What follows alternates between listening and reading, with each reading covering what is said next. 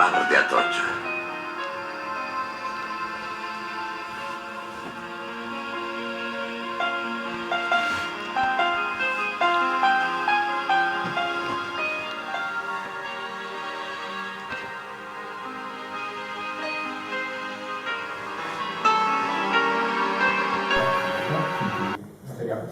La charla, lógicamente, pero que gracias a todos. Bueno, en primer lugar voy a hacer una breve introducción. Sí, señor. ¿Vale? Que bueno, no necesita mucha presentación, pero hay algo. ¿Cómo que no? A ver, bueno, os voy a contar por qué surgió esta charla, que me parece que tiene una historia. Yo soy Álvaro Llorca y formo parte de una asociación de vecinos del barrio Pacífico que se llama Acenderas. Bueno, pues nosotros organizamos charlas, actividades, hicimos una despensa comunitaria durante la pandemia y bueno, un montón de cosas. Y siempre estamos pendientes de saber más sobre el barrio, ¿no? Somos un poco obsesivos con el tema. Entonces, bueno, nuestro barrio, pues hombre, no ha sido el escenario de muchas novelas, de grandes películas, no tiene la solera del centro de Madrid, tampoco el brillo de la parte más alta del Retiro y bueno, alguna cosa se ha hecho, pero tampoco muchas. Entonces nos encontramos con una novela que se llamaba, bueno, una trilogía de hecho que se llamaba El olivar de Atocha. Y el olivar de Atocha era en el siglo XVIII y XIX, en el barrio, antes de que llegase la industrialización y tal, lo que había era un gigantesco olivar. Entonces, bueno, descubrimos esto, vemos también que se había hecho una serie para televisión basada en la tecnología y digo, bueno, pues aquí hay un tema, voy a ver quién es la persona que ha posado sus ojos en nuestro barrio.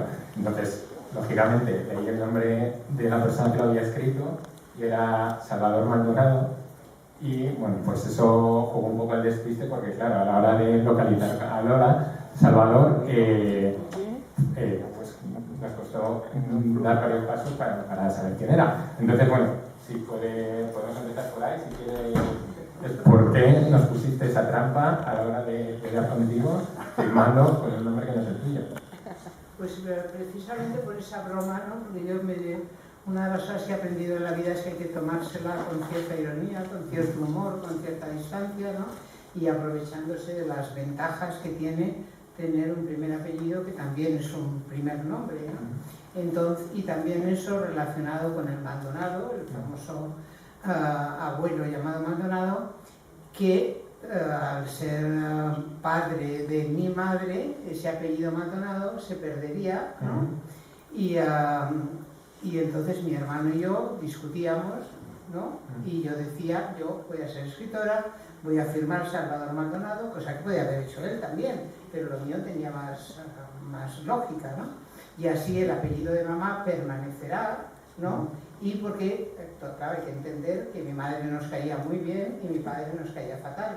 Con lo cual, pues, esta es la razón del Salvador Maldonado, que realmente lo empecé a utilizar cuando me quisieron echar de una presentación como esta, ¿no? Pero vamos, una presentación donde yo suelo meter la pata y en este caso no es que metiera la pata, yo presentaba un programa en televisión que se llamaba Sombras Recobradas, que era un programa de cine mudo. Y era una cosa que grabábamos 2 o 3 en una tarde, yo leía en un papel, fumaba, no sé cómo se hacían las cosas en televisión en aquel entonces, ¿no? Con un vaquero y un jersey. Y se ve que esto le puso cachondo al ministro Villar para sí y llamó a televisión. Era ministro de Educación, ¿no? De la época. No sé de qué era. Y entonces llamó a televisión diciendo, díganle a esa señorita que descruce las piernas. Yo estaba sentada en un sillón, pues lo estaba presentando Fausto, ¿no? Y estaba sentada en este sillón, cruzaba las piernas, fumando, leyendo un papel y hablando de Fausto, ¿no? Y entonces pues le dijeron a la gente esta del ministro que la señorita ya estaba grabada, que eso ya se había acabado, que duraba 2 minutos, ¿no? Y que lo sentían mucho. Pero entonces me dijeron, lo sentimos, pero no puedes seguir presentando este programa. Entonces empecé a firmar Salvador Maldonado, lo escribía y lo presentaba un locutor de televisión, un presentador estupendo. Y ahí lo empecé a utilizar. Y dije, todo lo que escriba va a ser Salvador Maldonado. Y corría el año. ¿Perdón? Corría el año. Pues corría el año, pues, ya para sí habría que buscarle. Pues eso eran los años aquellos, los 70 y, ¿no? Sí, por ahí. 70 y picos, ¿no? 60. Quitando la mitad de los 60. Era la segunda cadena, cuando empezó la segunda 60, cadena. está mal. 60. 60 y tanto. Sí, posiblemente No, yo creo que más de los 60, sí. Bueno, cerca de los 70, pero Sí. los 70. Por ahí, sí, no lo sé. Pero bueno, era la época aquella de televisión donde estaban prohibidos los sueños, donde en un guión no podías meter sueños porque si metías un sueño creían los censores que podías ahí meter un suicidio o algo, como era un sueño o una pesadilla, ¿no? Entonces estaban prohibidos los sueños, el príncipe Hamlet no podía ser príncipe, no podía ser rey, no podía ser nada, con las alusiones al futuro príncipe Juan Carlos, ¿no? Entonces era un disparate todo, ¿no? Y los que escribíamos o trabajábamos allí nos apañábamos para hacer un poco, sobre todo en tiempos de la segunda cadena, para hacer un poquito las cosas que creíamos que queríamos hacer, ¿no? Pero bueno, creo que no es el único lío en el que se ha metido Lola Salvador en su trayectoria, pero bueno, vamos a retomar un poco la historia. Entonces nos ponemos yo y en la asociación empezamos a investigar quién es la persona que estaba detrás de la obra y empezamos a investigar su biografía y voy a hacer un pequeño resumen de de algunas cosas que hiciste antes de empezar en el cine, ¿vale? Para que la gente te sitúe bien. Lola Salvador nace en Barcelona el 22 de septiembre de 1938, es decir, en plena guerra civil, de familia republicana. Su padre estuvo en el frente, estuvo condenado a muerte y preso en la cárcel de Alcalá de Henares, aunque bueno, tampoco hay que imaginarse que por el hecho de que tener unas ideas políticas comprometidas pues un padre ejemplar, ¿no? Según ha contado Lola en alguna ocasión. Su madre era propietaria de un taller de costura, con un trabajo así grande, empleando a mucha gente, algo poco habitual en la época, y Lola estudia en el Colegio Británico, entre el 42 y el 52, por lo que recibes una educación que tampoco es la típica, ¿no? Es una educación laica, más abierta, estudias idiomas desde el principio, pero luego resulta que tu madre muere en torno al año 53 y te meten en un convento de las adoratrices en el sur de Algeciras. Entonces toda esa visión del mundo que estabas construyendo más libre pegó un vuelco y te pasas 3 años en el que sufres lo que tú has llamado también como una especie de lavado de cerebro y levito. Y Es levitas importante porque levitar es genial. y sales queriendo meterte en el noviciado, ¿no? ¿Perdón? Que sales queriendo ingresar en un noviciado Pero allí. duró 5 minutos. Salir a la calle y decir, ¿pero qué es esto? ¿Qué me ha pasado? ¿No? ¿En qué medida una infancia con tantos vuelcos y pues eso, estabas muy unida a la figura de tu madre que desaparece pronto? Yo creo que lo importante aquí es la educación que recibes desde pequeño, ¿no? Entonces, tanto en el británico como en aquella casa, ¿no? Había una educación de amar los libros, esto es tu responsabilidad, Dios no existe, déjate de tonterías, y bueno, entonces de alguna forma, y piensa por tu cabeza, es tu responsabilidad, piensa con tu cabeza. Entonces yo creo que esa educación es lo que hace que yo, en vez de enloquecer, que es lo que hacen muchas monjas pobres, ¿no? Pues en cuanto que salgo de aquella especie de lavado de cerebro y de cosa terrorífica de las adoratrices, ¿no? Que Malaya, adoratrices, ¿no? O sea, que Malaya, estos sitios, ¿no? De enorme represión, donde te cambian el nombre, donde no te dejan hablar, donde es como realmente hay unas personas que están estudiando ir contra las adoratrices y con estos centros, ¿no? Que realmente eran centros represores de pobres chicas que las metían allí y las machacaban la cabeza y luego, no sé, tribunal de menores, todo ese mundo repugnante, ¿no? de la represión apoyada por la Iglesia Católica y por estas adoratrices, ¿no? Que funda esta maravillosa vizcondesa, ¿no? De que quiere coger a las chicas de la calle y hacerlas sirvientas y bordadoras para la Iglesia, ¿no? Una gentuza, ¿no? En esto puede haber directamente unas palabras pensando, ¿no? que la religión debe de salir de los colegios, ¿no? O sea, que ninguna religión debe de formar a la gente joven, ¿no? Entonces, bueno, en estas cosas... Pagada por el Estado.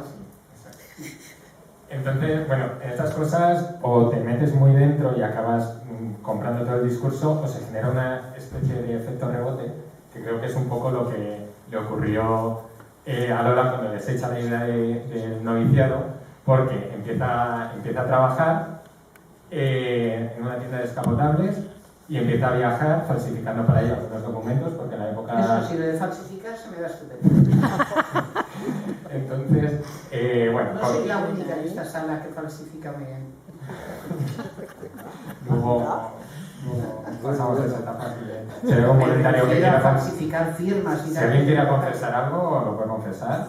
Hay los días libres, o sea... Sí, luego os traeremos aquí arriba para compartir. Sí, la luz de frente también da ganas de No confesar. perdáis el hilo que se... Bueno, entonces Lola después empieza a trabajar en una tienda de descapotables, se marcha al extranjero, vive en Francia, en Suiza, en Alemania, en Bélgica, en Inglaterra no le dejan entrar porque le falta un papel, imagino que era difícil de falsificar, y después de ejercer varios trabajos en el extranjero regresa a España, creo que haciendo autostop, y empieza a trabajar en el hospital de la base aérea de Torrejón y en unos grandes almacenes. Y es entonces, cuando está trabajando en esos grandes almacenes, cuando entras en contacto con la gente del cine, ¿no? Porque tú vives en la llamada Avenida Generalísimo. Corea, sí, en la llamada Corea, donde estaba la tienda donde compraba la gente de la base de Torrejón y tal, sí. ¿Y cómo entras de repente? Bueno, mucha gente entra en el mundo del cine por tradición familiar, por lo que sea, pero tú, sin embargo, no apreciamos aquí en esta trayectoria que hemos descrito esa tradición familiar. ¿Cómo entras tú en contacto con la gente del cine y cómo se despierta ese gusanillo del cine, de la televisión y del teatro? A ver, quizá antes voy a hacer ahí como una declaración de principios, ¿no? Ya que has tirado tan para atrás, ¿no? En toda esta infancia y estos colegios y tal, ¿no? Yo quería ser escritora porque me parecía que era una forma fácil de arreglar el mundo. Cuando pensé que Dios lo podía arreglar, dije, esto lo pacto yo con este señor, ¿no? Y aquí se arregla, pero ¿cómo es posible, ¿no? Que haya estas injusticias y este horror. El otro día salían imágenes de Concha Velasco, ¿no? Hablando a sus hijos y a la gente que la escuchara en ese momento, diciendo que sepáis que lo que más me importa, ¿no? Es el mundo del cine, el del teatro, el de que soy un artista, ¿no? Y que no sois muy importantes, pero que lo importante es eso, ¿no? Para mí. Para mí lo importante siempre ha sido arreglar el mundo, cosa un poco estúpida, ¿no? Porque parece que no lo he conseguido para nada, ¿no? Me siento una absoluta fracasada, ¿no? Pero de alguna forma lo que yo quería cuando quería escribir es decir, que yo les convenzo, les digo, pero no veis imbéciles, que estas guerras no valen para nada, que no puede haber esta injusticia entre ricos y pobres, que esto es absurdo. Yo lo escribo esto y les convenzo, ¿no?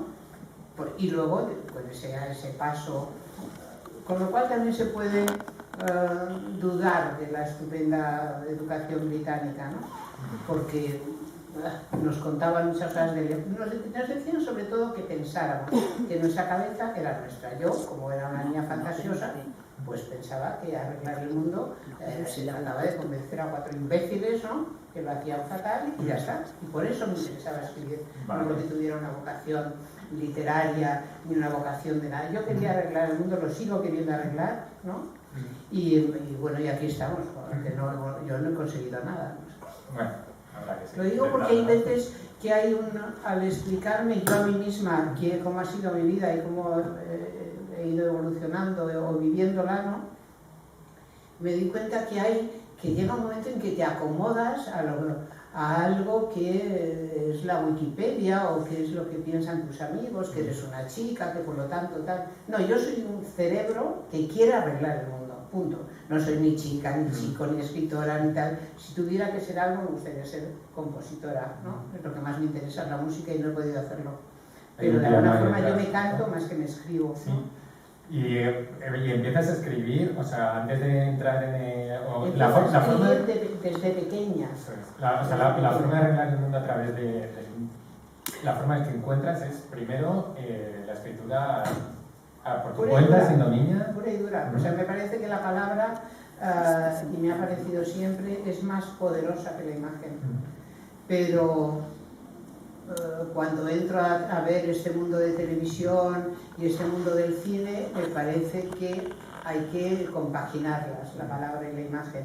Que estoy viviendo en un momento donde la imagen es una forma de llegar a más gente para que dejen de hacer el animal, ¿no?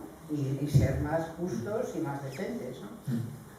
Y es curioso también esa referencia antes cuando hablábamos de televisión. Entonces trabajar en televisión era un asco, ¿no?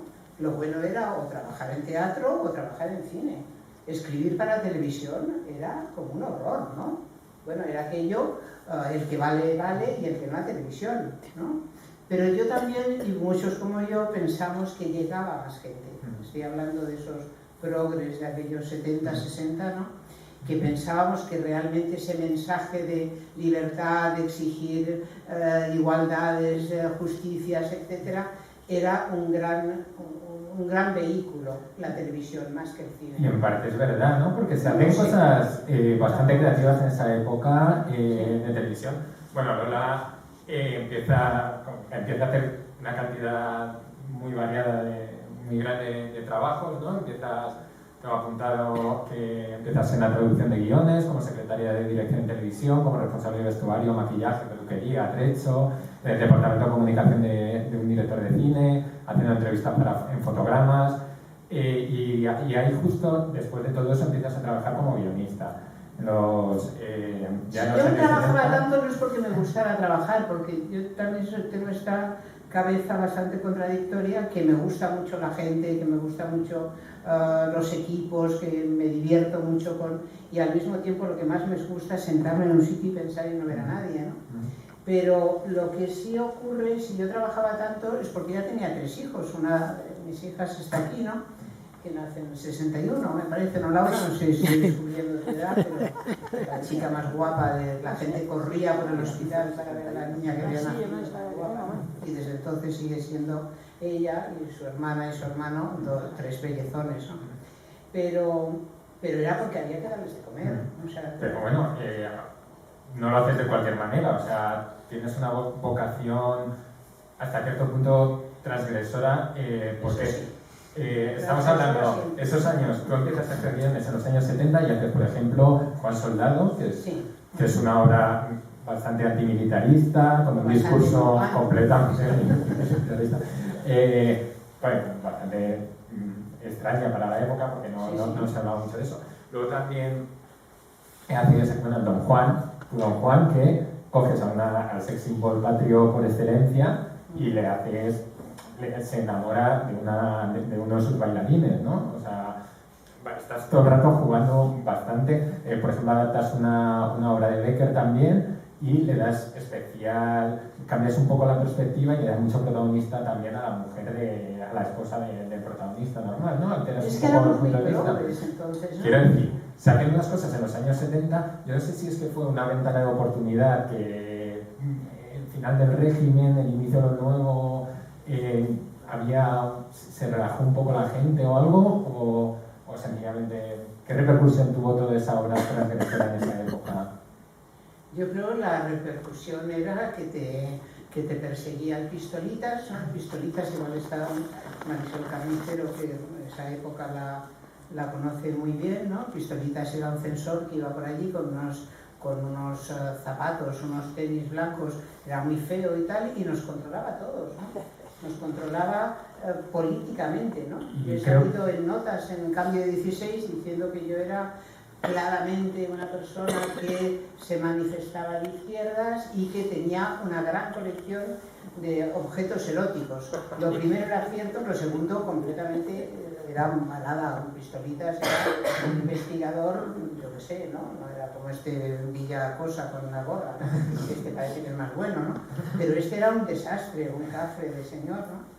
Pero era una época en que yo sí creo que Franco no se había muerto, pero había una gente que estábamos en los 30 o por ahí, muy cerca, que directamente sabíamos que este país iba a cambiar y teníamos que empujar para cambiarlo, ¿no? y trabajábamos en los sitios, teníamos evidentemente gente que no les gustaba nada lo que hacíamos, pero yo creo que era más fuerte ese movimiento de libertad y de ganas de salir adelante. Me ocurrió escribir El crimen de Cuenca y ya eso que hablábamos de la apertura y de que parecía que se podían hacer más cosas, ahí ocurrió todo lo contrario, ¿no? Escribes la novela, luego escribes el guión de la serie de la película de televisión. Luego al revés. Bueno, al revés. Lo hago al mismo tiempo, prácticamente son dos proyectos que están unidos, hacer la película y hacer el libro. Bueno, mucha gente lo conoce ya, pero El crimen de Cuenca es una película y una novela sobre un caso de tortura cometido por la Guardia Civil en el primer tercio del siglo XX en un pueblo de Cuenca. Entonces, claro, hacer una película sobre cómo que muestra además a los guardias civiles torturando de una manera muy explícita, pues es algo que nos siento muy bien, ¿no? Y de hecho, ¿tuviste algún problema, algún lío judicial por el asunto? No, bueno, la prohibieron, no, ¿no? Perdón, la prohibieron incluso la película, ¿no? Sí, pero también Marisol puede acordarse de eso perfectamente. Ha habido que se ha estudiado bastante, ¿no?, el tema del crimen de Cuenca. Pero de nuevo viene ahí esa cosa de la repugnancia a algo que es injusto, despreciable, repugnante, como puede ser la tortura, ¿no? Entonces hay un momento en que Porto, en una película que estábamos haciendo con Marisa, por ahí, está con el perro, comenta una cosa sobre, porque estábamos rodando cerca de Cuenca, él comenta unas cosas que sabe, yo comento otras que yo sé, y de ahí sale la historia, hágase una película sobre esto. Pero El crimen de Cuenca es un poco el hijo de mi hija Hildegard, ¿no? Es un poco la cabeza de Alfredo Matas, el productor, ¿no? Que Alfredo sí quería absolutamente que yo trabajara con él, ¿no? Yo no quería trabajar en el cine. Siempre hago la broma de que el cine no me gusta tanto, que lo que pasa es que me gustaba mucho este productor de cine. Pero nace de una idea de producción de Alfredo Matas. Yo creo que el verdadero responsable de esa película es Alfredo, ¿no? Cuando yo le cuento toda esta historia y él dice, esto hay que hacerlo, ¿no? Vale. Y bueno, pero es que entonces se torturaba en España, no se torturaba en el mundo rural y los guardias civiles, ¿no? Es que entonces Amnistía Internacional hablaba de la tortura en España, ¿no? Y bueno, esa es tu primera novela como escritora, es para ir hilando con el tema de... Luego viene Mamita Mía Tirabuzones, es para ganar ya con El Olivar. Y la tercera ya es El Olivar, ¿no? El Olivar, que es una serie, primero es una trilogía que cuenta la historia de tu familia, ¿no? ¿Por qué? Y se llama El Olivar de Atocha porque tu familia, tu abuelo, llega del sur de Andalucía y se instala a vivir en lo que entonces era un olivar, es de las primeras casas que se construyen en la zona. ¿Por qué este impulso de contar la historia y de reconstruir? Es una trilogía muy ambiciosa porque empieza en el año 98, 1898, llega hasta el 36, 1936, y recoge muchos acontecimientos históricos, es muy ambiciosa. Estas novelas clásicas, casi de las que empiezan a hacerse en el siglo XIX y tal. ¿De dónde viene? De alguna forma el modelo era ese, ¿no? Un poco esa... ¿Y por qué ese impulso de contar esa historia de tu familia remontándose tan atrás? Yo creo que me parece que en uno de los libros yo dedico diciendo que Lola, que no ha sabido mucho de su familia, se la ha inventado, ¿no? Pero lo que pasa es que además eso es curioso porque no lo he pensado, ni lo he estudiado, ni lo he investigado, pero yo creo que cuando se hace en televisión El Olivar, me parece que es una de las primeras series, si no la primera o una de las pocas, que realmente están basadas en una familia real, ¿no? No es una reconstrucción de un tal, sino que hay alguien con nombres y apellidos y de alguna forma el personaje central era Antonio Maldonado, que en la serie se le cambió el nombre para que nadie de mi familia, que no sabía yo dónde podía estar, pudiera protestar. En la serie se llama Antonio Malmedina, en la trilogía sí se llama Antonio Maldonado. Y para mí era este personaje, las cosas que se contaban de él, las cosas que contaba mi madre de él, era ese personaje que a mí me gustaría ser. Era alguien justo, alguien imaginativo. Antonio Maldonado soy yo, claramente, ¿no? Yo no me he dado tiempo a mirarlo demasiado, esa trilogía, pero hoy que Asunta no ha venido, pero me dejó los libros que yo no tenía, y yo he estado mirando la contraportada y tal, y diciendo, bueno, claro, pero si es que todo esto es, digamos, un 80-90% real, ¿no? Es como si fuera casi un documental, ¿no? Una ficción muy documentada, pero al mismo tiempo todo lo que tiene de ficción y todo lo que tiene de miga soy yo. Es un poco ese mundo idealista, romántico, equivocado completamente, muy enamoradizo, no sé, pero Marisa, que la vamos a llamar dentro de poco, y a Enriqueta, ¿no? Que son dos modelos de estos amores. Es realmente una serie sobre el amor y sobre los grandes ideales y lo que te importa en la vida, ¿no? Pues ya que estamos hablando de las series, si te parece, podemos ver algunas imágenes de las series. No sabía que tenías, sí. Sí, sé que no las has vuelto a ver desde entonces, o sea, que igual te supone un viaje. No, bueno, no sé. En la pantalla de atrás vamos a la... No tenía idea. Sí. Ni siquiera había visto esto.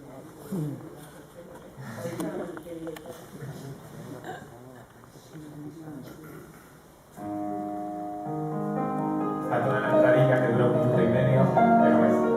El olimán de Atocha.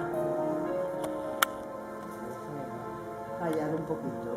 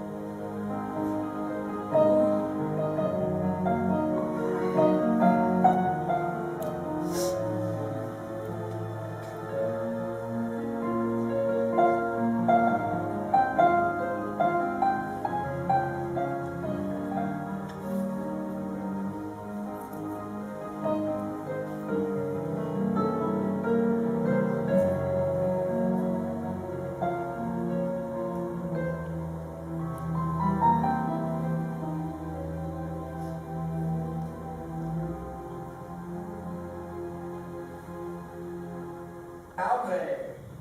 Si no le gusta esta fonda, pues no lo veo.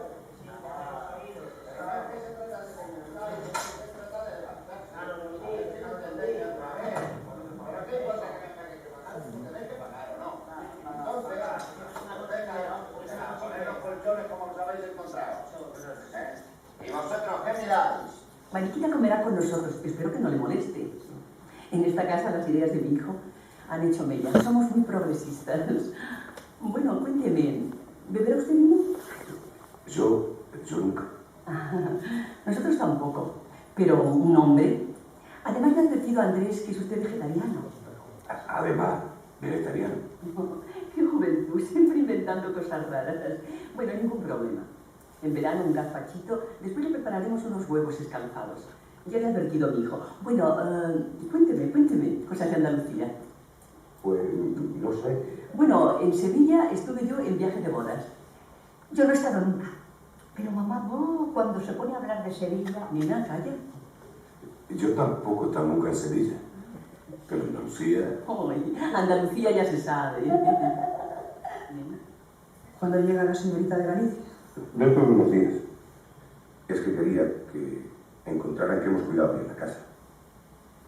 Por mí no quedará usted mal, don Antonio. No se preocupe.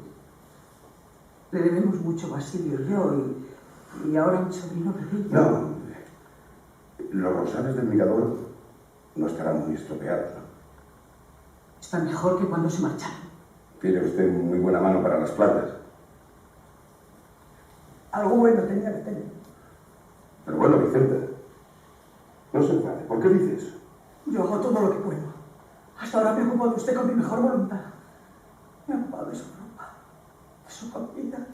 ¿Qué le pasa? Vaya. No, no voy a llorar. Pero ahora usted se casará y le cuidarán en su casa. ¿De qué voy a servir yo?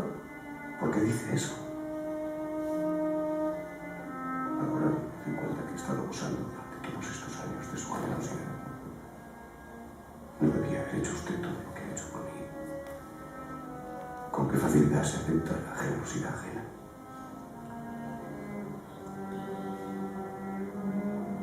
Se le va a enfriar la comida.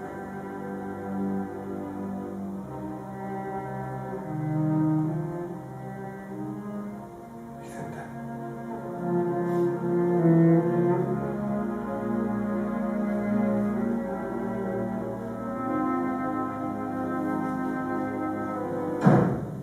Gracias.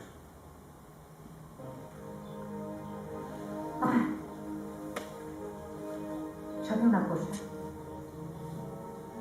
A mí me hubiera gustado ser marinero. Sí. Sí. En Galicia. Contaban unas cosas del mar. Monstruos, aparecidos, tormentas, naufragios. Unas cosas más emocionantes. El verano que viene iremos al mar. ¿Qué le parece? Claro, como no vamos de viaje de novios. Manolita, ya le he dicho que este año... Que no, que no, que no, que no. Que de retrasar la boda ni hablar. Eso ya está hablado. Si en el taller hay tanto trabajo, pues... Bueno, lo primero es lo primero. Pero de retrasar la boda ni hablar. El desposorio, como diría mamá.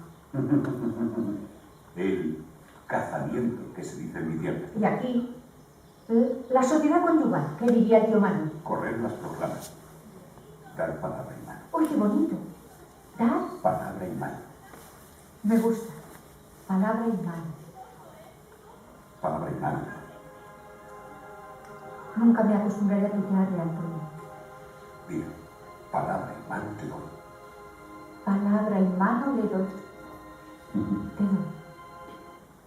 Ahí estamos. Gracias, sí, te lo siento. ¿Te parece? ¿Qué? Pues lo digo por los... Sí, sí, no, tremendas Tenemos actrices. a- ¿Te imaginas que aparecen, hacemos así, aparecen? Claro, a Marisa, a Enriqueta Pues- y a mi hija Laura, que es la amiga de Manolita, que vengan aquí. Bueno, pues si os animáis a subir sería... Hablemos de las series y de los Pues personajes. apetece, como conocéis, como A ver. cómo es trabajar con Lola. ¿Se verán, no se matarán por ahí abajo? ¿Podéis entender un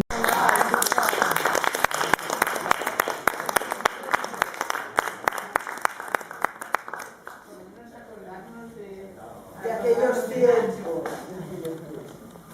Yo tenía un papel muy pequeñito y dice Garzón capítulo 6. Y eras así, eras así. Venga, sentado. A ver, de la Nada. serie, y ha sido el que nos ha conseguido Bueno. las fotos. Yo también quería comentar... Queda una silla, o sea que si alguien se anima, está invitado. Uno primero. Venga, empieza yo, por ejemplo. A ver, Empieza tú porque acabas de decir que querías contar algo. Sí. ¿Verdad? ¿Yo? Sí, ha dicho Salvador.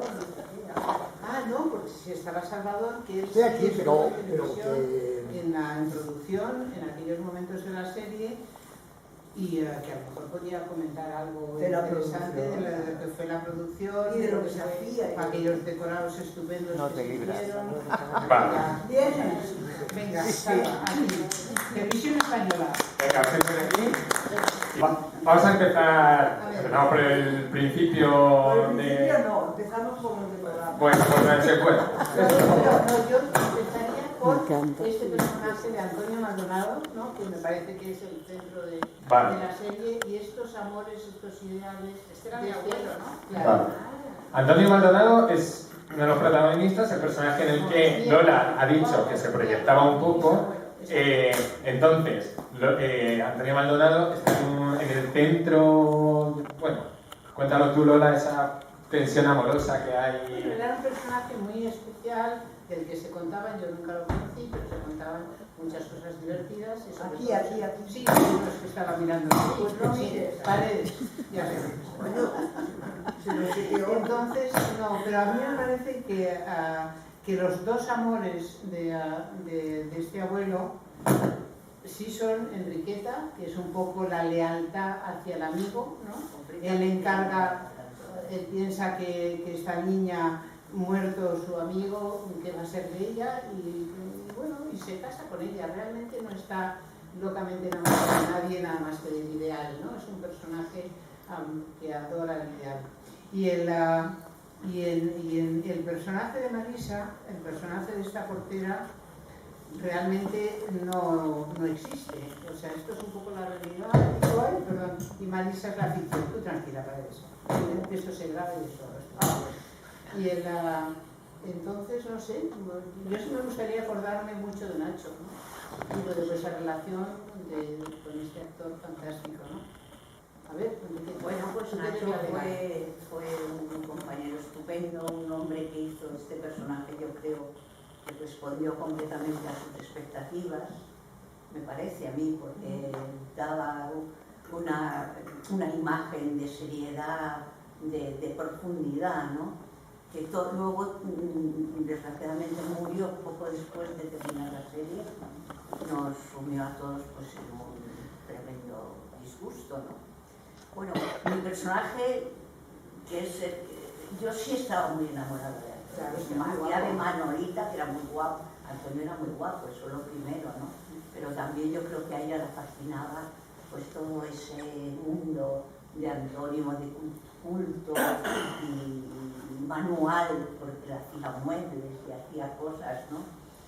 Y sí, mi personaje, creo que Manolita también era un pilar en la serie, aunque de otra manera, ¿no? Pero ese amor por su marido, por conservar su familia, sus hijos, porque todo estuviera bien alrededor,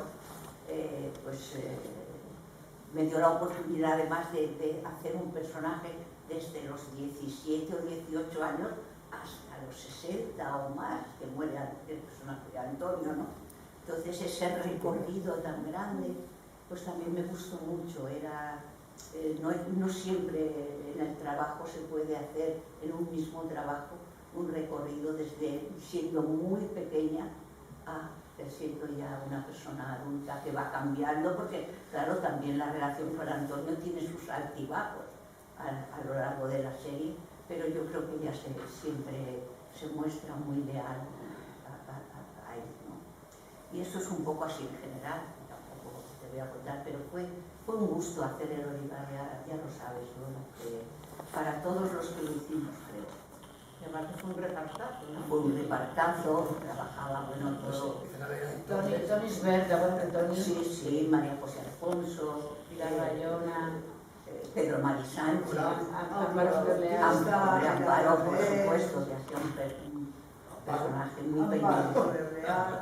Yo quiero comentar, como la han dicho hace poco tiempo, tu historia con mi abuelo. Era una historia que yo me acuerdo que cuando nace tu hija, y supuestamente de Cervino, tanto Nacho como Marisa me decían, ¿quieres decirme si nos hemos acostado o no? Y yo decía, no lo sé. Y estaban desesperados los actores, ¿no? Sí, claro, eso de saber qué ha pasado. O sea, que no sé si me ha acostado esta niña, puede ser hija de Antonio, pero si no, pues será hija de mi marido, que es un bruto, ¿no? Es Cervino, el personaje que hacía Cervino. Pero tu relación con esos amores que teníais allí cuando te enseñaba a leer, ¿no? Yo estaba absolutamente enamorada Del actor. Del actor y del personaje, de los dos. Nacho era, lo sabemos, un hombre con una ternura y con un encanto y con una capacidad de comunicar muy clara. Y el personaje era un dulce, ¿no? Lo que ha dicho Lola es así, todo lo ha explicado muy bien. Era parte de Lola, una gran parte de Lola y de lo que Lola es, y luego todo lo que Lola inventa y sabe de ese personaje que es ese Papa Antonio, ¿no? Era bueno. Entonces Nacho, nos conocíamos como actores, etcétera, pero nunca habíamos trabajado juntos. Y de repente nos llega la posibilidad de hacer el Olivar, que es, desde mi punto de vista, yo también siempre había hecho los dramas, los rusos, Tolstoy, Chekhov, Dostoyevsky, y mi amiga Lola, mi gran amiga Lola, me presenta la posibilidad de hacer un personaje castizo, real, Y currante, portera como mi madre. Y todo ese mundo que yo podía saber, conocer desde dentro, desde pequeñita, desde el nacimiento, ¿no? O sea que todo el mundo social, digamos, del personaje lo tenía en el alma, ¿no?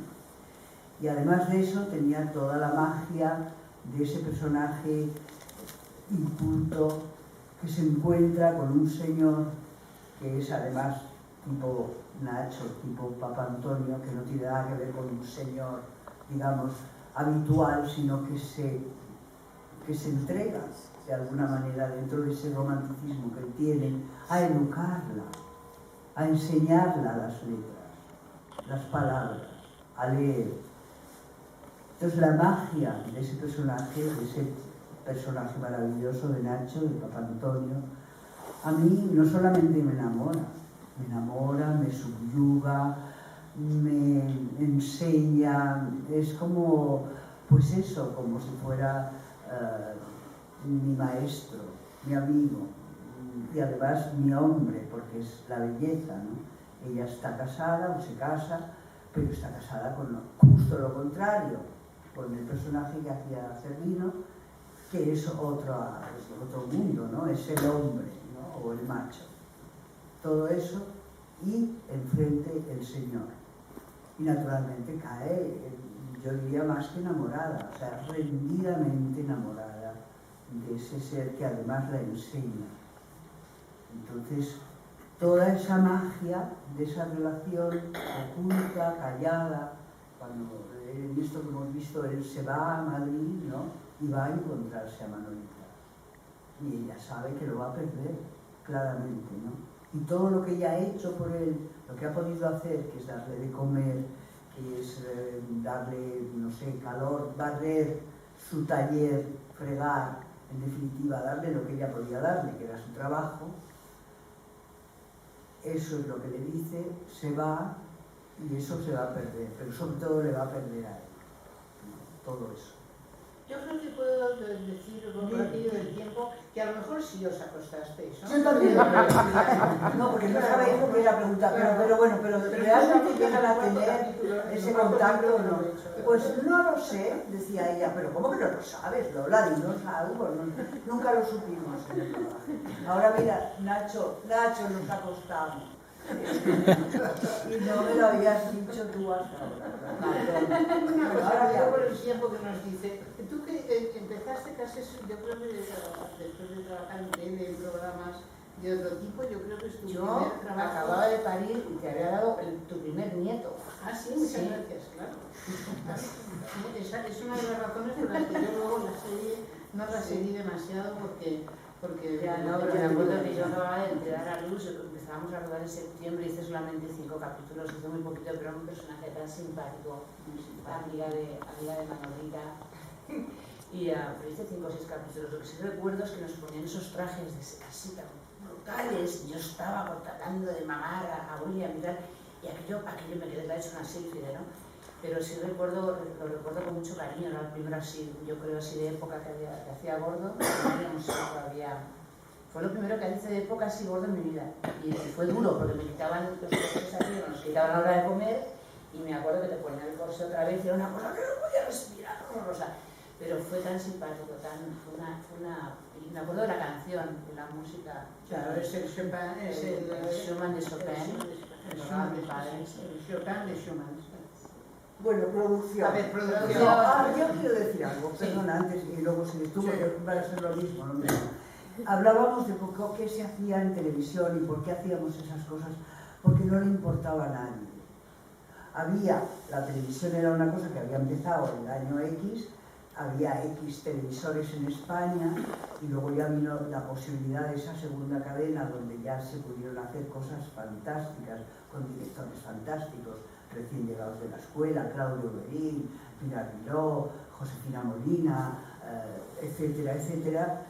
en toda una hornada de gente joven que venía del cine, de la escuela de cine, y que empezamos a hacer cine por ahí, ¿no? Pero antes de eso, en estas adaptaciones, en el estudio uno famoso, etcétera, etcétera, había unos profesionales extraordinarios.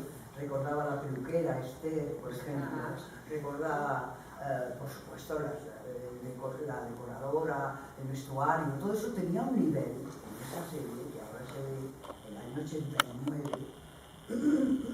pero sobre todo podíamos hacer toda una serie de cosas que no les importaba, porque no tenían, les importaba si cruzabas las piernas o no, pero la cultura como tal, como que no le daban importancia, porque casi nadie tenía una cultura realmente. Y entonces se podían hacer una serie de trabajos que luego inmediatamente cuando entró, yo recuerdo que tú me dijiste, cuando lleguen las televisiones privadas, la cultura se acaba. Sí, lo dijiste tú, has sido muy adelantada. Sí, porque la primera y la segunda eran un lujo, pero eran las únicas que había. Por lo tanto, ahí se podían hacer cosas. No había una competencia de publicidad, de share, y por eso hacíamos una serie de cosas con muchísimo amor, con muchísimo conocimiento, con muchísima profesionalidad, con poco dinero, pero había todo un empuje que era todo eso que decía Lola, y además las ganas de cambiarlo todo, ¿no? Y ahora viene aquí que es de producción y cuenta todo lo que hacía. Yo empiezo por lo que has dicho antes, es que yo también fui lo que pensé que la multiplicación de canales de televisión sería una gran riqueza para todo el mundo menos para la cultura. Yo estaba convencido de que el nivel cultural de la televisión iba a descender, o por lo menos la televisión pública no es que haya descendido, ha desaparecido, ¿no?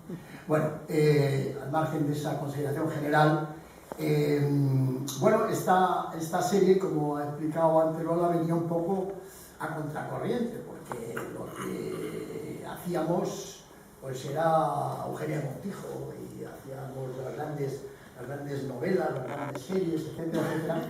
Y luego también había que distinguir entre dos categorías dentro de la producción de programas dramáticos en televisión española, que era el vídeo y el cine, el filmado y el vídeo.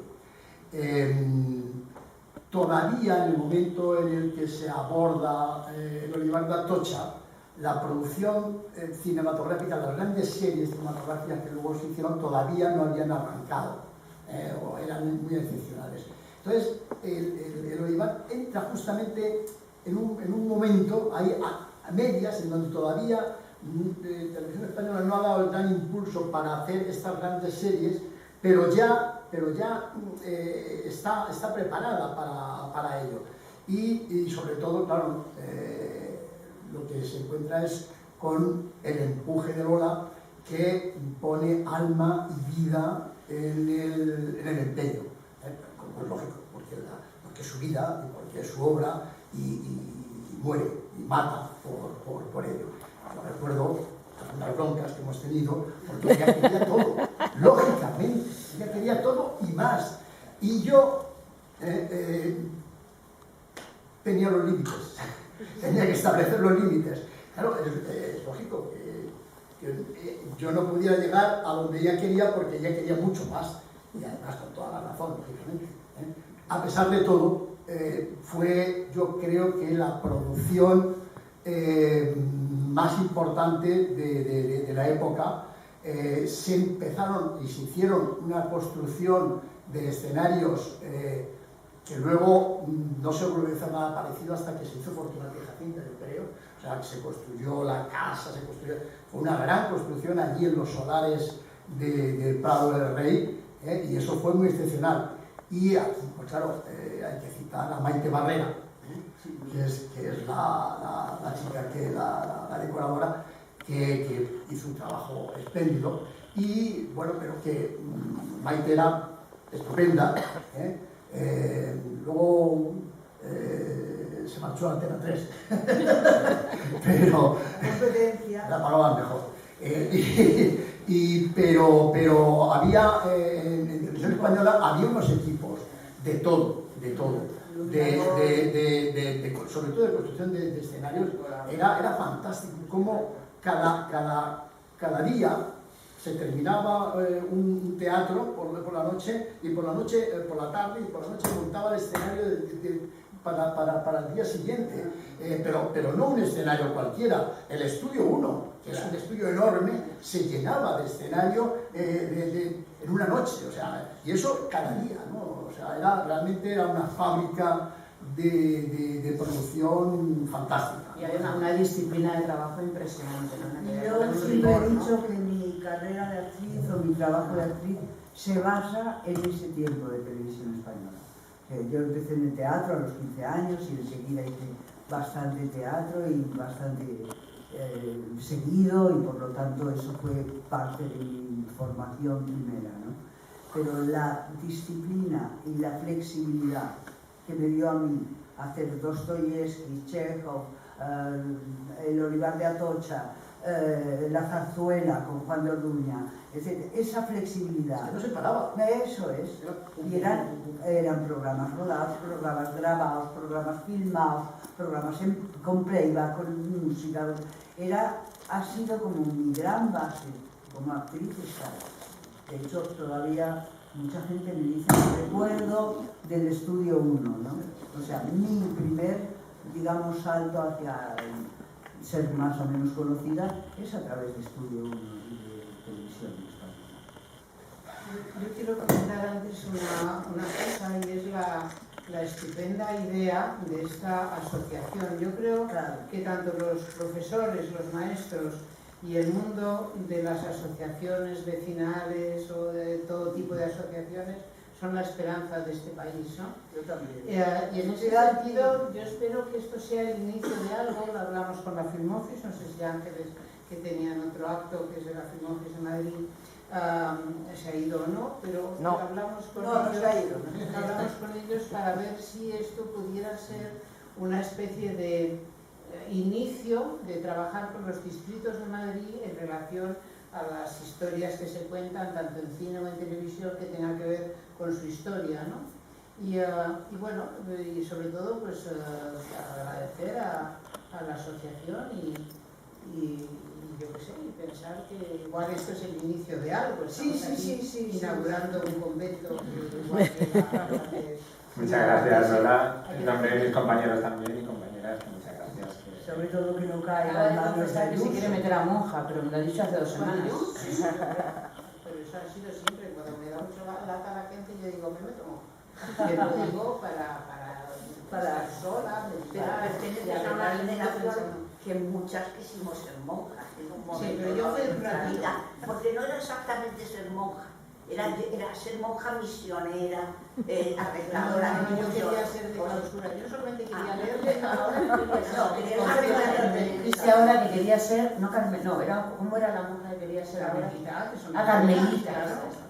Claro, yo hice un programa en televisión también que se llama Prohibido el Paso, y en Prohibido el Paso se trataba de que yo iba allí y íbamos a sitios donde normalmente no es fácil el acceso, ¿no? Podía ser Barajas en el sitio de los controles, el Banco de España, que yo estuve allí viendo los lingotes, y unos conventos de clausura. Yo, con la historia de los conventos de clausura, hice una pequeña investigación y vi el dinero que costaba al obispado la atención médica de los conventos de clausura. Y esto era terrorífico, porque había cosas dentales, claro que no podía ir al dentista al convento y tal, y salían las monjas de clausura, y había una gran partida de dinero destinada al electroshock. Yo eso lo conté en imagen, ¿no? A mí se han pasado echándome de televisión y de cosas, pero lo raro es que era como espectacular, ¿no? En la cantidad de dinero destinado al electroshock. Pero las carmelitas no, porque esta Teresa Santa, ¿no? Que era lista, escritora, ya sabemos, ¿no? Sí. Y que andaba por ahí. Yo levitaba leyendo las moradas. Claro, pero entonces ella decía que en los conventos tenía que haber en la parte de arriba un sitio donde las monjas vieran el horizonte, para no volverse locas. Claro, es que entonces, yo por eso quería ser carmelita, primero porque tiene muchos libros, mucho poder, ¿no? Claro, y luego para leer sobre todo y no veo santo a nadie. Ay, qué pena. Que viniera Isabel. Pues vamos a llevarla al convento, Marisa, lo llevamos. No, ya es un poco tarde, ya no la quiero. Ya voy yo. Bueno, pues, no, esto es como una vez con Mediapro, mis simpáticos me dijeron, no, pero tal, tú no sé qué, tal, te ponemos un despachito, digo, no ha nacido. No me ponga un despachito. Bueno, no lo sé. Bueno. Dinos qué más. No, pues no sé, igual cómo fue la recepción de la serie, como que... Sí, la gente como la entendió bien, le gustó, estaban pendientes ahí. Yo recuerdo que la serie fue un gran éxito. Sí, la gente se enganchó mucho a los personajes, estaban ahí peleándose que si tenía que irse con Manolita, que si tenía que irse con Antonio o con... Era muy romántica. Con Vicenta.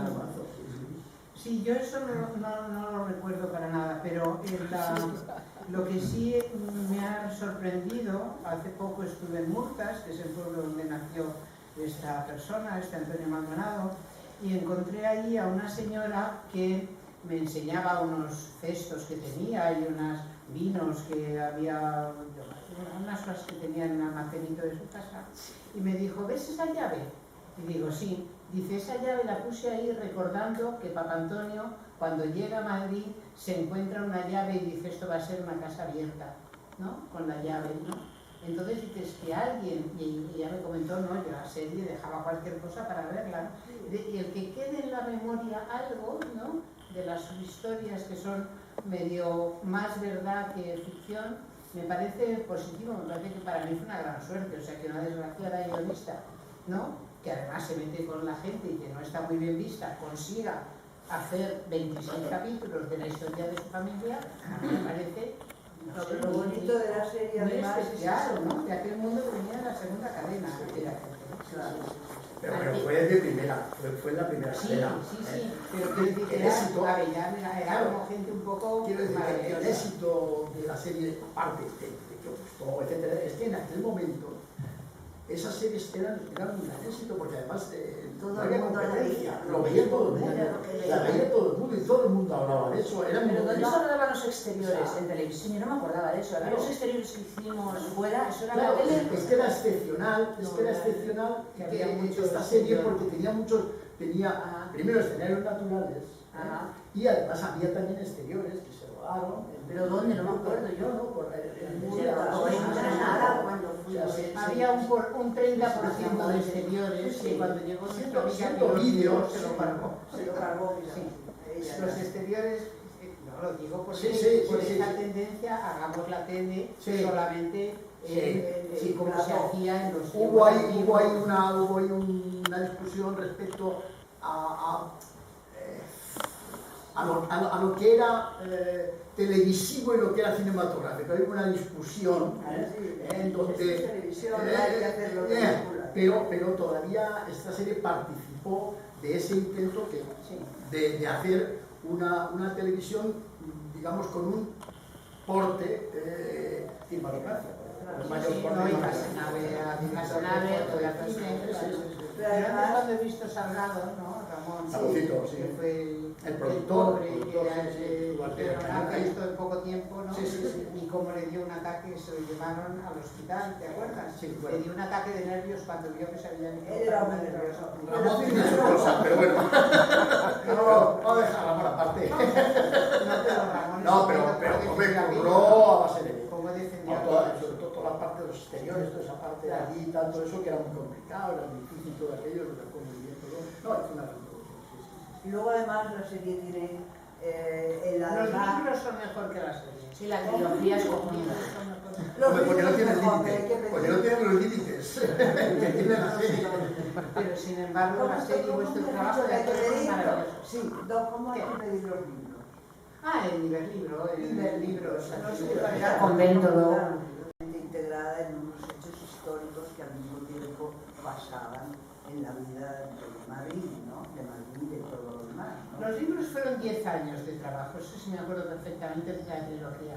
Y los guiones fueron pues como un año y medio, porque era el momento en que en televisión había directores generales cada año, Sí. y no daba tiempo a que se hicieran los proyectos, ¿no? Y esta vez hubo más, a ver si llegamos. De hecho, casi había 4. de hecho hubo una transición, de hecho hubo un cambio de director general desde que se puso en marcha el proyecto hasta que se hizo. Sí. O sea, hay un director general por medio. Claro. Yo la cogí en marcha, realmente yo la cogí ya, la serie ya estaba por lo menos empezado los guiones, empezados a escribir y tal, yo la cogí ya en marcha, o sea que, porque era normal eso de que un cambio de director general y cambiaban todos. Era el momento. Qué repartazo había, ¿no? El repartazo. Oye, es que lo veíamos en uno de los libros, está todo el reparto y los técnicos, está dedicado al final. Y viene, y nos hemos puesto a leer Manolito Alejandre, todos estos que hemos hablado. Elvira Quintilla. No, 26 capítulos, pero además con personajes. O sea, todos los personajes tenían eso que se llama encarnadura, ¿no? En términos Y hay que decir que detrás de la serie había una producción ejecutiva que se llamaba Lola Salvador. Había una producción ejecutiva que era Lola Salvador, que era la que empujó. Tú eres la que empujabas todo. Claro, y al final tú influías en el reparto, tú influías en todo, porque tú estabas ahí pim pam, porque era la única manera de que saliera lo mejor que uno quería. Y ese concepto de productor ejecutivo que todavía no existía allí en la casa, tú, sin ser directora ejecutiva, hiciste directora ejecutiva. Claro, es que para eso hay pero lo que ocurre es que Lola sabía de actores, aparte de que sabía de decorados, sabía de vestuario, sabía... Y le iba al alma. Y conocía la casa, y se movía, todo. Tenía todos los elementos para poder empujar y... Pues hay que pedir a Televisión Española que la volvamos a hacer. Pues no sé qué. Fantasma. Con más riqueza que hay ahora, hay más riqueza. Ahora hay muchas más pastas. No sé si más pastas tampoco. Lo que sí me he planteado seriamente, aunque no lo haré seguramente, pero con esta iniciativa de Álvaro y de la asociación, es escribir el 4º volumen que tengo. Pues, todos los personajes. Sí, porque acaba en la guerra. Durante la guerra. La idea inicial era que fuesen 6, ¿no? Si no me equivoco, 6 libros. Y se queda en el 3º. Sí. Y bueno, pues el 4º además... El 5º es un poco no sé qué, y el 6º era uno que pasaba en el futuro, ¿no? Que eso me divertía mucho, la idea de contar uno que todavía no había existido. ¿Y cómo te imaginabas el futuro cuando lo escribiste en los años 80? Pues que el mundo se acaba, claramente, que vendrán los marcianos, Ya, al ritmo que vamos, igual no hay que esperar ni a los marcianos. Bastante marcianos hay. Bueno, yo no sé también, Lola, para que la gente que no la conociese se lleve una imagen muy completa, más completa de quién es en el mundo del cine, también ha estado en la fundación de Dama y de Alma, ¿no? Que son un sindicato de guionistas y una asociación de gestión de derechos de trabajadores en los medios audiovisuales. Ha trabajado mucho por las condiciones de trabajo del gremio, ¿no? Entonces, bueno, yo no sé si también quieres comentar algo sobre... la Academia de Cine. Fundadora de la Academia, tiene muchas cosas, sí. Entonces, bueno, yo no sé si con respecto a la época en la que empezaste a trabajar, ahora tú tienes tu propia productora, has hecho películas hace poco, películas muy arriesgadas, o sea, una peli que es un falso documental hecho con imágenes de archivo, o sea, todas las papeletas para que no sea... Antes de eso hizo Salvaje. También Salvajes, que la compró HBO. Entonces, bueno, has trabajado, tu trayectoria abarca un abanico muy amplio del cine y de la producción de televisión española. Todo ese trabajo que has hecho, digamos, sindical, ¿has visto que han mejorado las condiciones? ¿Has visto cómo todo ese trabajo ha repercutido en que tus compañeros... Yo creo que el sindicato de guionistas es la cosa más estupenda, igual que en todos los trabajos que protegen a los actores y a directores y tal. Me parece que eso sí ha sido como eficaz. Lo que no hemos cambiado es que ningún gobierno, ya sea derechas, medio pensionista o lo que sea, ¿no? De verdad apueste por el audiovisual, por el cine, por el teatro, por la cultura, O sea, no, esto no. O sea, de alguna forma cuando empezamos a... Es una cuestión de recursos, ¿no? Y todavía no hay los recursos que nos merecemos en un país este año 2023, ¿no? Y no lo hay acá, eso es un poquito por allá, aunque se hable más de igualdades, o se hable más de... No, o sea, seguimos siendo una caspa sabiendo que tenemos un idioma con el que podríamos ser una industria, ¿no? Realmente poderosa y tampoco se hace todo el caso que se debería hacer a lo que es la educación del cine en las aulas y del audiovisual en las aulas. O sea, Laura que vive en Los Ángeles, ¿no? Puede comentarnos todos los temas de los sindicatos y de la fuerza de los currantes, ¿no? De la calle, capitana de huelga de Century Fox. Pero sin embargo aquí todavía somos aquella gente que contaba Rafael, estupendo Arjona, no, aquí vemos un talón que va el productor o alguien a tal y decimos sí, tal, y no vemos ni derechos, ni porcentajes, ni defensas, o sea, somos todavía un colectivo poco fuerte, poco luchador.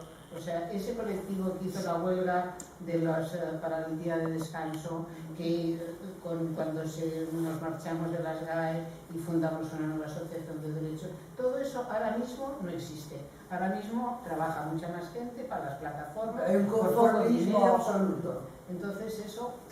En Estados Unidos lo que ha pasado es que las corporaciones, los estudios están sobreproduciendo, ¿no? Porque todos dependen del stock market, ¿no? ¿Cómo se dice esto? ¿Stock market? Sí. ¿Stock market? ¿Stock market? Bueno, los de Wall Street, ¿right? Las y entonces acciones. lo que pasa es que está sobreproducción y lo que pasa es que cada vez pagan menos y menos. Hemos conseguido un contrato regular, o sea, con el tema de la inteligencia artificial, que ahora nos van a replicar y nos van a hacer escanear a todos.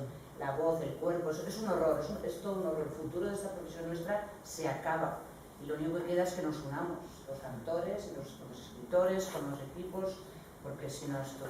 Pero bueno, los espectadores. Los espectadores. Que nos unamos con vosotros. Pero esos espectadores pues sí, pero cada vez están más en sus casas, ¿no? Hay que unirnos todos y todas. Lo primero que hay que hacer es sacarlos de casa para que vayan al cine. Pero en Los Ángeles nos hemos tirado a la calle, se han tirado los hoteleros, se han tirado las gente de mensajerías, o sea, hemos cerrado Hollywood, o sea, 4 o 5 meses escritores y actores, no había un restaurante abierto porque es una ciudad que depende de eso, o sea, no sabemos el poder que tenemos. Pero como decía Fernando Fernández Gómez, al gobierno español no le gusta el cine, pero ni derechas ni izquierdas de nadie. En Francia no es así. En Francia no es así. En Francia hay un respeto por los artistas impresionante. Sí, es verdad.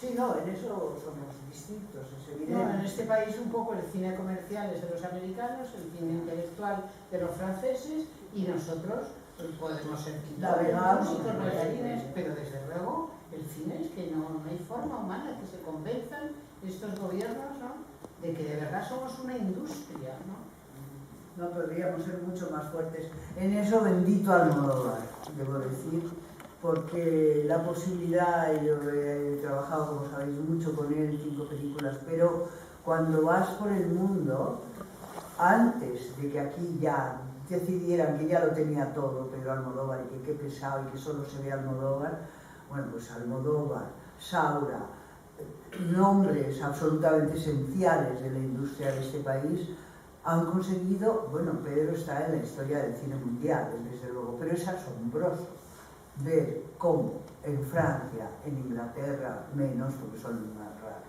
pero en Italia, en Alemania, en Estados Unidos, por supuesto, es una figura universal que ha roto con todo lo anterior, que tiene una manera de contar historias diferentes, formas diferentes, etc. Te puede gustar o menos, más, pero es indudable que es totalmente distinto de todo, ¿no? Bueno, pues allí eso se celebra, se agasaja, vamos, o sea, es eso, ¿no? Ahí está, por supuesto, el maravilloso Buñuel, Berlanga, tanta gente con tanto talento. Pero digo, bendito Almodóvar, porque ha sido la posibilidad de verdad de que haya gente que no supiera casi que existía el cine español. por esa falta de ayuda, por esa falta de apoyo, por esa falta de dinero para la exhibición, para verdaderamente mostrar. Ahora las cosas van un poco mejor porque, bueno, de alguna manera las gentes también salen más fácilmente en el sentido de que si haces una buena película y la película funciona y va al Festival de Berlín y va al Festival de Cannes, benditos festivales también, es la manera de mostrar cine que si no, hasta que no sale una buena exhibición tú no puedes estrenar, ¿no? Y luego la pandemia, y luego la gente ha dejado de ir al cine, etcétera, etcétera, toda esa realidad que vivimos, ¿no? Pero bueno, no era decir eso que dice Lola, ¿no? O sea, que tenemos la potencia de hacer una industria extraordinaria y todos lo sabemos y hay maravillosos profesionales y cada vez mejores directores. Yo creo que estamos y directoras, estamos en un momento yo creo que brillantísimo de cine a nivel creativo. Ahí está Bayona, por ejemplo, que es otro genio, ¿no? Y bueno, y mucha gente, no quiero ya nombrar a más, he nombrado a dos, vamos a hablar de Víctor Erice, de muchos más. Pero en definitiva, hay gente, hay mujeres. El otro día yo he visto una película de una segunda película de una mujer que se llama Criatura, que me he quedado así, diciendo, ¿y esto? Extraordinario. Extraordinario.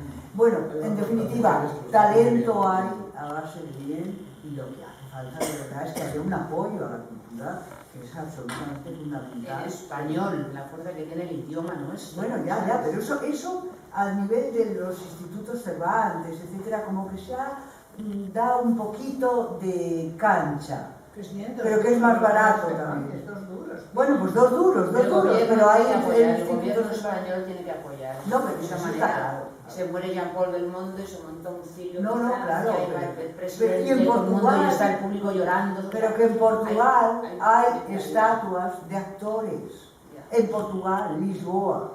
Quiero decirte que no es Los Ángeles ni eso, es Lisboa. Yo de repente vi uno y dije, dijeron, es un actor, una estatua.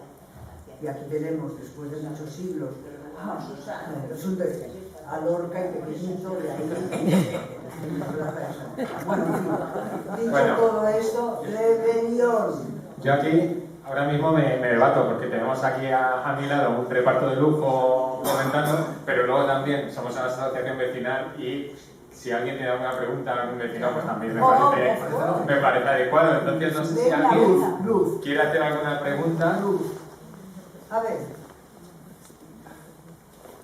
Aquí el compañero Miguel Ángel de la asociación. Bajo el micro, abajo. Entonces, espera. Hola, Joaquín. Hola.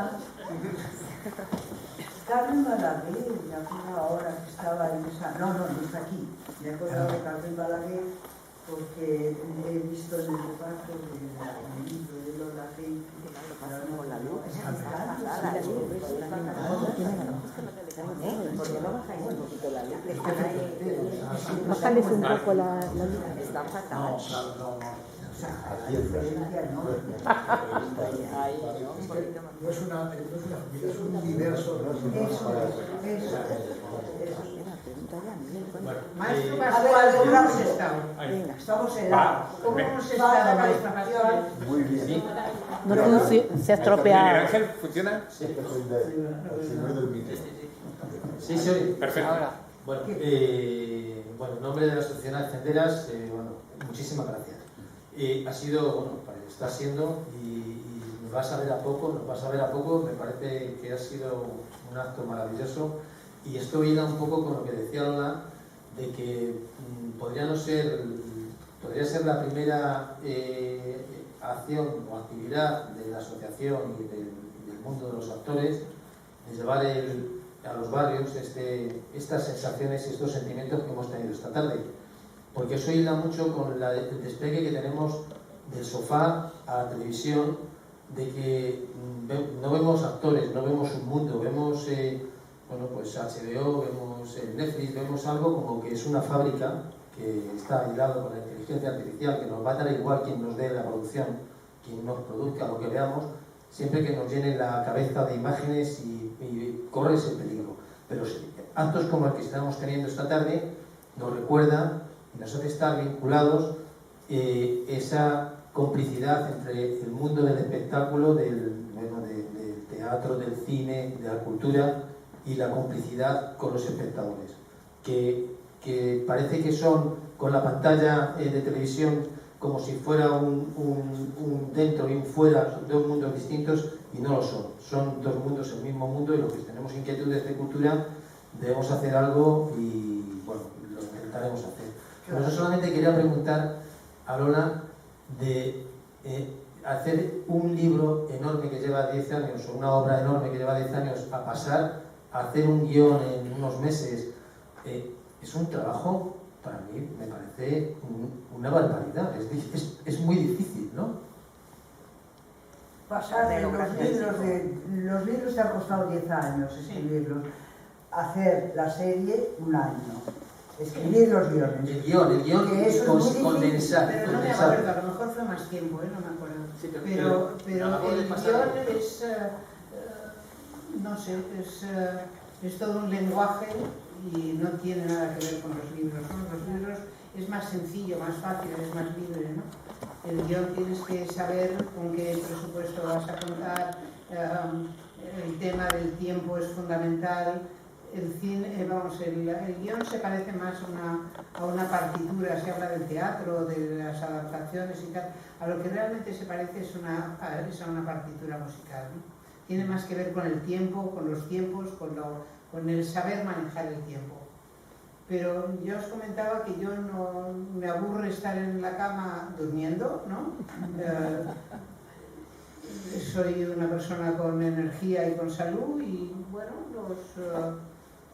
no sé, yo no recuerdo cuánto tardé en hacer aquellos guiones.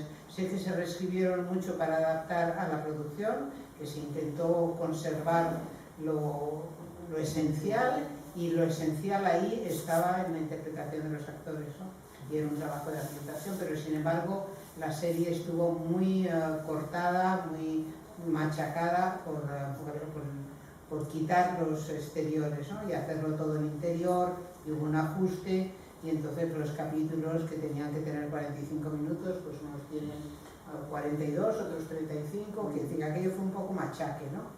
Pero yo por eso, que siempre mi vida ha estado entre la palabra y lo contaba antes, ¿no? La palabra y la letra y la imagen, tengo que leer El Olivar a ver si de verdad me gusta, ¿no? Hoy he leído las contraportadas y he dicho, caramba, esto tiene buena pinta, ¿no? Pero eres mucho más libre escribiendo pero lo otro, lo bueno que tiene es que estás con 200, 300, 400 personas de equipos, con los actores, con el que hace la música, que por ejemplo Masó cobró, o sea, una de las razones por las que existe Gama y todo esto es por la pasta que cobró Masó, ¿no? Poniendo un trocito en los títulos de la que siempre es la misma música, sin embargo el guión cambia, ¿no? Y los diálogos son distintos, ¿no? Y con toda la batalla de autores de que sea de dividir el 50, el 25, bueno, todos esos líos, ¿no? Bueno, son dos mundos completamente diferentes, pero yo creo que ya estaba, el trabajo más largo era el que te diviertes, el que te entretienes aprendiendo y documentándote sobre la época, ¿no? Intentando buscar una forma de hablar de los personajes, una forma de que estos narradores también de la novela tengan una gracia, ¿no? Que yo creo que tardé mucho en encontrarla, porque como somos pocos y esto no va a salir de aquí y estamos en plan de grandes confidencias, ¿no? Se lo dedico a Joaquín, que le dedico muchas cosas en mi vida. Cuando salió crítica y tal de las novelas, solamente el ABC, que no me acuerdo qué crítico era, se planteaba, pero aquí ¿quién lo está contando esto, no? Cuando dicen, a mí me lo contaron así, a nosotros no lo contaron así, y lo cuentan los muertos. Esto yo no lo he dicho nunca, pero quien lo cuenta son los muertos en un estado de no se sabe dónde, son los que cuentan la historia, ¿no? Por eso también, yo qué sé, me parecía como... Pero todo ese trabajo, que es un trabajo también de estructura de una obra literaria, fue como muy divertido, muy largo, pero lo más divertido siempre es la documentación. Es mucho más divertido leer que escribir. Es mucho más divertido escuchar que escribir. Es mucho más divertido, bueno, de lo que antes hablábamos de las camas o los sofás o los cines, ¿no?, que escribir. Casi todo es más divertido que escribir. Pero luego ves unos resultados que no te quieres andar. Cuando se firmaban, ¿no?, yo firmaba libros ahí en la feria, ¿no?, cuando ves que le ha tocado a alguien una pequeña cosa que has contado, ¿no?, y eso pues es muy gratificante, y lo digamos con la imagen, ¿no?, porque la imagen la gente recuerda absolutamente todo. ¿Qué me estabas diciendo? Ah, creía que me decías que me callara. Tenemos la última pregunta, la van a hacer ellas. Que por cierto, también una anécdota que es muy buena sobre la Feria del Libro que he hablado, que tu libro El crimen de Cuenca fue el que más vendido en aquella edición de la Feria del Libro, pero que te tuvieron que poner a 2 policías a los lados en las casetas mientras firmabas, de todo el jaleo que se montó. Con 2 guardias civiles para que no me tiraran bombas a la gente que pasaba por ahí. Yo voy a ser muy breve para que le dé tiempo a ella. Nosotras somos de la asociación vecinal Los Pinos del Retiro Sur de aquí. Primero, estamos muy agradecidas de que estéis aquí, y creo que es mucho más importante lo que está pasando hoy aquí que la película, por supuestísimo, los libros. Yo creo que habéis empezado algo que es necesario ya, como está pasando en la sanidad y está pasando en muchas cosas, y es que la cultura tiene que bajar al barrio, porque el barrio no va a la cultura por los momentos en los que estamos viviendo y por el momento político por el que llevamos atravesando desde la puñetera transición. Entonces, yo os doy las gracias, primero por lo asequibles que estáis, por lo cómodas que nos sentimos y por lo bien que lo estáis haciendo. Sí que me gustaría saber si los actores, o es tan fácil poder llegar a vosotros para poder hacer cultura en el barrio. Con las películas, por ejemplo, con los documentales. Eso es una pregunta que a mí se me queda en el aire. Así como ahora es fácil poder conseguir un médico que venga al barrio y que nos hable de la sanidad pública, no sé si vosotros, en vuestro gremio, es así de fácil, si sois tan asequibles. Bueno, ella sí. Sí, por supuesto, porque están aquí. Y os doy las gracias. Bueno, yo va un poco en el hilo también, como se nota que somos de la misma asociación, ¿no? Reconozco mi ignorancia porque no conocía nada de tu obra, de verdad, o sea, nada. Y bueno, y para mí ha sido, o sea, un descubrimiento que me lo llevaré, no me queda ya mucho, porque yo soy de tu quinta prácticamente, ¿no?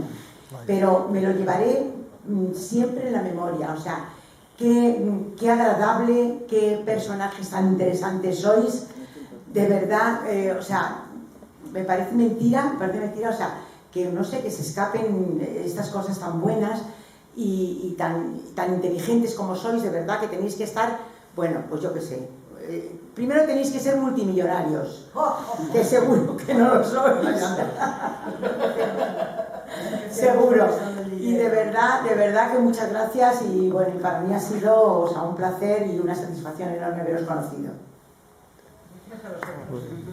Sí, pues. Bueno, empiezo por el final. Para nosotros también ha sido un placer inmenso habernos conocido, haberos conocido.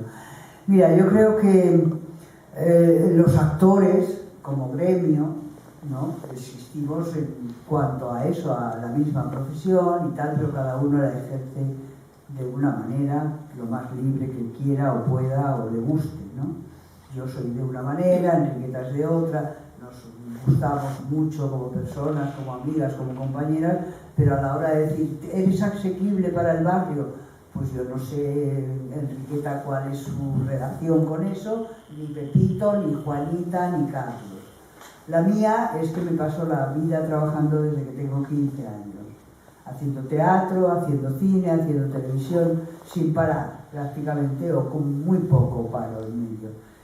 Y yo también, porque nunca he sido una persona que el dinero, ese que tú dices que tendríamos que tener, a mí me importe especialmente. A mí me gustan más otras cosas. El dinero me interesa en la medida que me dé la posibilidad de tenerlo lo imprescindible, y desde luego libros. Lo primero que hice cuando cobré un dinero con mi primer sueldo del teatro fue comprarme un libro de Albert Camus que se llama El extranjero. Quiero decir con esto que toda mi vida, como vengo de una clase social que no pude estudiar y que a los 11 años tuve que salir del colegio porque ya no se podía seguir adelante, y me puse a trabajar a los 12 en una casa de modas como modistilla, ¿no? Recadera. Sí, también de todo, eso de la aprendiza, que así se llamaba. Exactamente. Quiero decir con eso que cuando pensáis que todos son alfombras rojas o glamour, algunas veces también os equivocáis. Hay gente para eso y gente que venimos de otro sitio o que preferimos otras cosas. Hacemos alfombras rojas, todas las necesarias o las que nos toque hacer. Pero no es mi foco. A mí me gusta más la gente, estar con la gente, si tú eres de barrio y yo soy de barrio. Entonces, la posibilidad de encontrarnos hoy ha sido aquí. Te aseguro que si tengo otra posibilidad que Lola, a través de vosotros, a través del que sea, me llame y puedo, lo haré. Pero por supuesto, tengo poco tiempo, bastante trabajo todavía, afortunadamente, y también tengo que mantener mi vida y mis cosas. No tengo criados ni mayordomos, pero tengo simplemente una casa y esa la tengo que seguir cuidando. Quiero decir que sí, que contar con nosotros, conmigo, desde luego, siempre que pueda. Bueno, o sea, la historia es vuestra propuesta. Claro. Entonces, naturalmente, atendiendo a otras cosas que tenemos que hacer, generalmente, si nos llaman de un sitio, no tenemos ninguna dificultad para ir y dedicar un rato a hablar de algo que es nuestra profesión y que conocemos y que nos gusta también, que todo el mundo sepa un poco los entresijos de una profesión que se conoce mal, por un poco por el glamour o cosas que hay, pero que también tiene otras dificultades, ¿no? Pero nos encanta hablar de nuestra profesión, como generalmente a todos, los médicos de la suya, los abogados de la suya. Entonces yo creo que todo el mundo, todos los actores están dispuestos a participar en cualquier evento que vosotros organicéis. Todos, bueno, todos, la gran mayoría de la gente que yo conozco, por lo menos, siempre que la llaman a un actor, presentar una película, a ir a una asociación, a una librería, a buscar, pues va, siempre que lo pueda compaginar con sus cosas, ¿no? Naturalmente, pero yo creo, y ya, lo que quiero decir, si tenemos una cierta edad, que tenemos mucho tiempo, hay mucho que contar. Y hablar de lo que conocemos, no, tampoco nos tenemos que preparar grandes conferencias, nos preguntáis cosas que forman parte de nuestra vida de muchos años de trabajo. Entonces, Yo mucho gusto. no vivo aquí, vivo en Los Ángeles, pero bueno, vengo de una huelga muy grande de 5 meses donde hemos estado todos los actores en la calle y en el barrio absolutamente, y bueno, estoy dispuesta a invitar a mis actrices a tirarnos a la calle solidarias aquí con el barrio a luchar por los árboles del Paseo de Recoletos, desde Cibeles a Colón, están podridos todos, menos 2. Es alucinante este alcalde, ¿no? Sí. Pero pues que vais a no, lo digo en serio. Sí, es verdad. Y se cargan lo que solían. Que nadie lo cuida tampoco, ¿no? Qué horror. Sí, ¿no? sí, no. Es una cosa que se cae, se rompe. No es que envejecen. Los tiran, no es que no se rompen.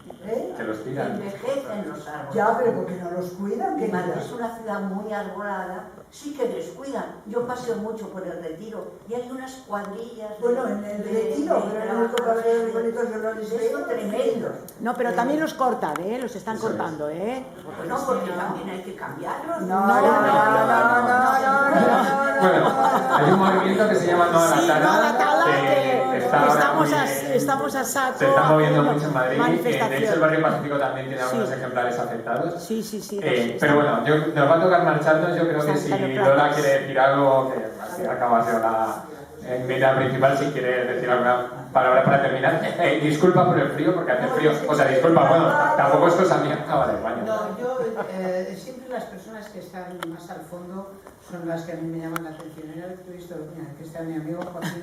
Mi amigo Joaquín es... Y Carlos Molinero. Ah, no le veo. Ah, sí, no veo nada. Lleva mascarilla. Ah, lleva mascarilla. Dios, hola, Charo. Está ahí. Pero veo a Joaquín, acaba de escribir un libro sobre la guerra de Ucrania, un libro de poesía. Estamos buscando un traductor para que traduzca sus poemas al ucraniano. No dejes de hablar con Álvaro, que creo que tenemos las cosas.